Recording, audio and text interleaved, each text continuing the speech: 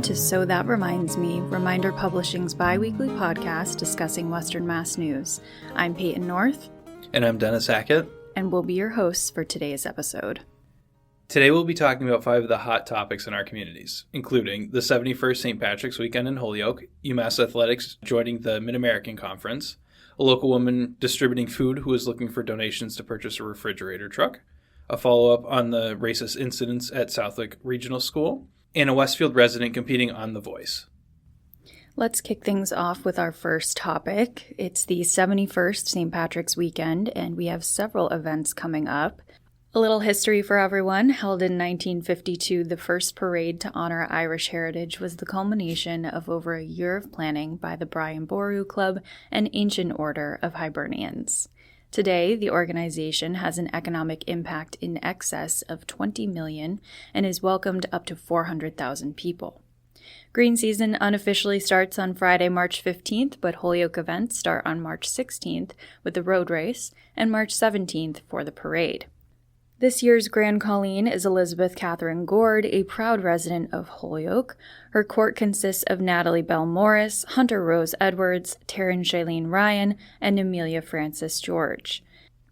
Additional Colleens for other communities include Chicopee's Keena Marie Ayala, Springfield's Emma Feely, Westfield's Sydney Druggan, West Springfield Olivia Lyons. We have the road race on March 16th. The race is a 10K with an entry price of $35, while the 2-mile walk is $30. Race day will also be accompanied by a block party of food and drink vendors lining the streets. More information on race day can be found at holyoke-stpatricksroadrace.org. Bib pickup is from 9 a.m. until noon, and the 10K starts at 1 p.m. The walk starts at 1:30. There's also a kids' fun run at 11 a.m. and is completely free. Later that afternoon on March 16th, the ceremonies related to the JFK Award, which is given each year to a prominent Irish American, happen. At 4 p.m., there will be a JFK Memorial wreath laying at the intersection of Appleton and Sycamore Streets. From 5 to 6:30, the JFK Awards Bishop Mass will take place, which will then lead into the JFK Award dinner and reception. As we talked about previously, this year's recipient is longtime Celtics play-by-play announcer Mike Gorman, who will be retiring at the end of this season. In terms of the parade itself, the parade kicks off at 8 a.m. with the Ambassadors Award breakfast on March 17th, followed by the parade itself at 11 a.m. The parade will travel on Northampton Street to Beach Street, onto Appleton Street to High Street, and then to Hamden Street. The parade is about 2.65 miles long and can take up to 3 hours to pass by any one spot along the route. For our next topic this week, UMass will be joining the Mid-American Conference. UMass is scheduled to join the conference on July 1st, 2025. They previously participated in the Atlantic 10 Conference for almost all sports except for hockey. The school was technically independent at that time. Hockey will still remain in Hockey East. Football was previously a part of the MAC in years past. The MAC will have 13 members with UMass, most of which are located in Ohio and Michigan. What was some of the reaction from school officials about the move? Athletic Director Ryan Bamford said the decision made sense to move from being an independent school, which was not a great long-term strategy. He said, "I really felt like with the changes in the FBS model, the structure of what's happening to the NCAA, this was a change for us to bring a relatively young FBS football program, allow us to nurture it, to grow it, to invest further in it, but also bring along a portfolio of sports that have had a tremendous amount of success in the Atlantic 10, and I think will have transferable success in the MAC. To be able to invest more thoroughly in those opportunities for our young men and women in those programs, it was a good fit in that respect." He wanted the program to be aligned in a place where it could really grow and thrive. And speaking specifically about football, Coach Dan Brown said that by joining the MAC, the team will have the opportunity to win a conference championship, which was something they just couldn't do as an independent football team. And this is something people in the program have wanted for years. Speaking generally about the decision, Bamford said this is a really special day for our athletics program. It says as much about what we've done in our past as it does about where we're going in our future. I will tell you that this transition and this decision was not made without great thought for what's ahead for our athletics program. MAC Commissioner John Steinbrecher said it was very rare for the organization to add a flagship university that is among the finest institutions in the country, along with an athletics program that is broad in its sports offerings and deep in tradition.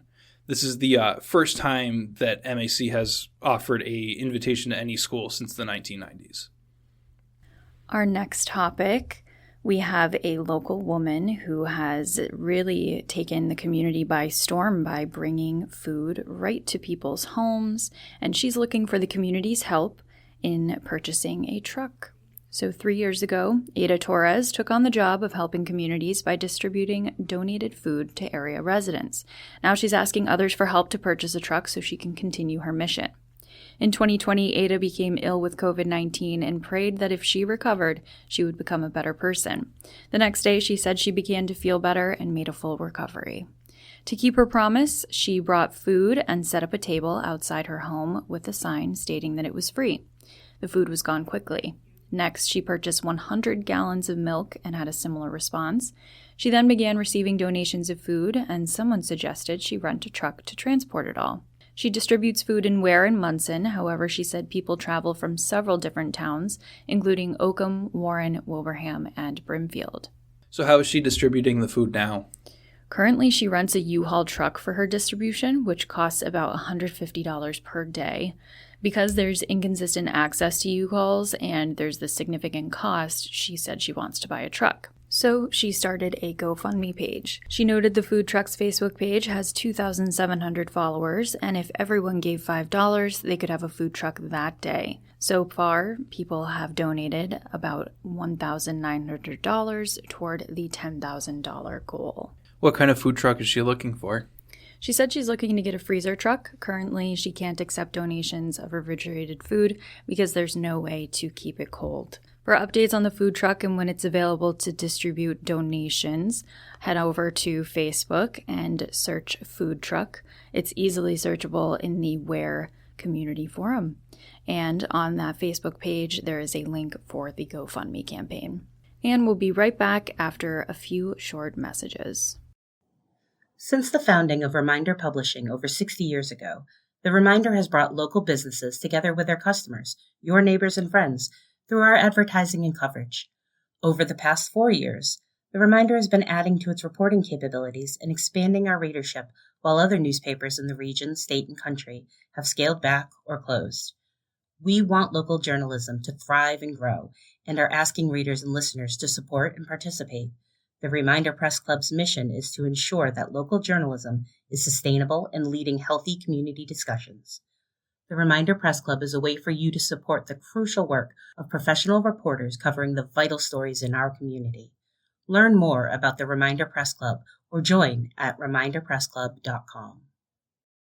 Every month, Reminder Publishing's Go Local magazine features the best Western Mass and Northern Connecticut businesses, with articles on new storefronts, coffee shops, restaurants, and more. Go Local magazine is your resource to find the best businesses to frequent in the area. Go Local also features original recipes, how-to pages on festive crafts, a listing of places to go and experiences to enjoy over the course of the month, and so much more. Pick up Go Local magazine at hundreds of businesses, banks, gas stations, and restaurants all over Western Mass and Northern Connecticut. Or check out Go Local magazine at thereminder.com. And we're back. Continuing on in our discussions, we're following up on racist incidents at Southwick Regional School. On our last episode, Chris and Tyler discussed concerning racist events at Southwick Regional School, as reported by staff writer Cliff Clark. Cliff reported that a student's mother, Allison Lopez, said that her daughter was called the N-word by classmates and was also included in an online slave auction over Snapchat on February 8th. In that initial report, Cliff said that Hampden County District Attorney Anthony Gallooni's office was investigating the incident with the State Police Detective Unit. Cliff also reported the petition was started by former student Allison Sharman, calling for the resignation of Superintendent Jennifer Willard and SRS Principal Serena Shorter. As a 2017 graduate, Sharman wrote that discrimination was omnipresent. On March 5th, the school committee convened for a meeting with over 100 people in the audience. During this meeting, Lopez claimed that Willard, the school committee, and Shorter all had a lack of understanding of the school's racial environment. She also said that 8 of the 10 students involved in the mock auction were back in school within 48 hours of the incident, while her daughter was home crying. She demanded an apology from administration and the school committee. At that same meeting, Bishop Talbert Swan II, the president of the Greater Springfield NAACP, was there in support of Lopez and her daughter, but also to talk about parents and families who had sold their homes and left the district because of the racism experienced in Southwick Town and Granville, the district's 3 towns. Swan compared Southwick to a 20th century town where racial minorities could come work in the day but were not allowed to own homes. What was the district's response to that? Initially, the district declined to comment on punishment, citing privacy laws, and reaffirmed that at the meeting. But following a February vacation, the school conducted an assembly to allow students to address their concerns. However, in response to this assembly, student Asher Rose said the assembly showed an administration in distress and that the assembly was not to take accountability but to check a box. Committee Chair Robert Stevenson said that the district investigation confirmed the allegation and publicly condemned what had happened. Willard also discussed the work that the district has been doing since 2021 to create an environment that supports diversity, equity, inclusion, and belonging. She explained that the district is looking at implementing an anonymous bullying reporting system and proposed creating a group of stakeholders to have honest discussions about how the community can work together to share accountability and be inclusive so everyone feels like they belong. However, she said, until then, we have a lot of work to do. What did other people have to say during the public comment? Many of the commenters discussed different ways to address racial incidents at school while also discussing the experience of their children and themselves at school. One commenter, Tom Daly, defended the committee and the district's efforts to educate students about discrimination and bullying. Diane Hodges, a graduate of SRS, said she was deeply ashamed of the current system and suggested that the district hire an outside consultant to assess the level of racism at the school. Parent Debbie Van Eck came to the podium and said her daughter was sexually assaulted in a school bathroom and did not feel safe about literally her entire existence afterwards, and she implored the district to work on making things safer for kids. Another parent, Carolyn Newman, said the assembly was not enough, but parents needed to speak to their children about these issues at home. This is it's just all around so heartbreaking, and I know we're going to continue to talk about this, and unfortunately, things like this are going to continue to happen, and it's so sickening. I was actually watching the show This Is Us the other day with my mom. She just got into it, and one of the kids in the family, there's 3 kids in the family, and one of them is adopted, and he's Black. And you watch his experience going to prom with his white brother, and they're picking up their dates, and the dad of the Black young man's date, he couldn't handle it and he leaves the room and he was so upset. I hate to think that things like this are even still happening. And I'm like, well, here's an example for you. I have one from 3 weeks ago in Southwick. And it's just so heartbreaking that somehow we're still there as a society. How is this still happening?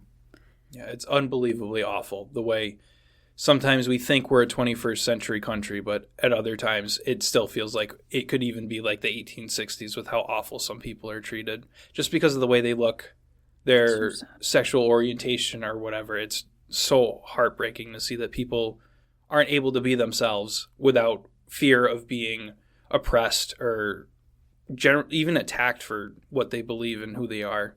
It's heartbreaking. It sure is. Well, we will obviously be continuing to follow this as there are more updates coming forth. And with that, we'll be back for our final topic after a quick break. Are you planning your second act? Working on your bucket list? Investing for early retirement? If you've hit that point in life where time will soon be yours, let Prime Magazine be your guide. We're all about staying healthy and fit, keeping up with tech, traveling, local entertainment, managing finances, caring for your kids and elders, and much more. Pick up the latest copy of Prime Magazine every month. Prime, your best life now. Bring It Home magazine takes the best in the home renovation or home building business to your door.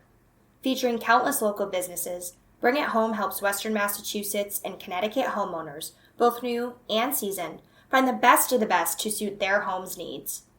The magazine is host to articles on local businesses explaining the latest trends from outdoor necessities to indoor design.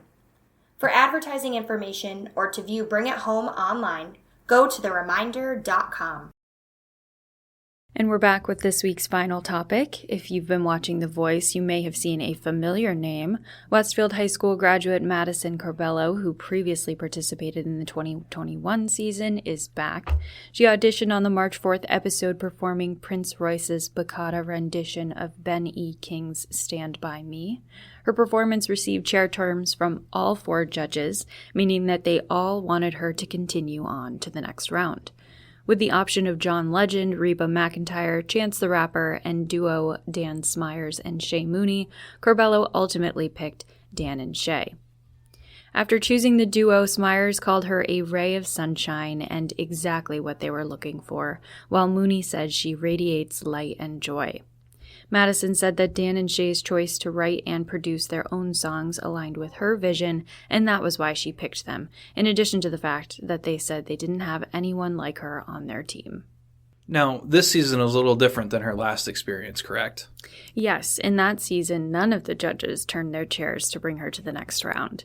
Madison said that at the time, Blake Shelton, former judge, told her to sing as much as she could, and that was exactly what she did.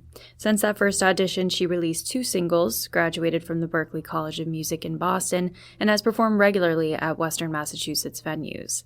Reflecting on the experience, Madison said, "Amazing things can happen if you don't give up and you believe in yourself."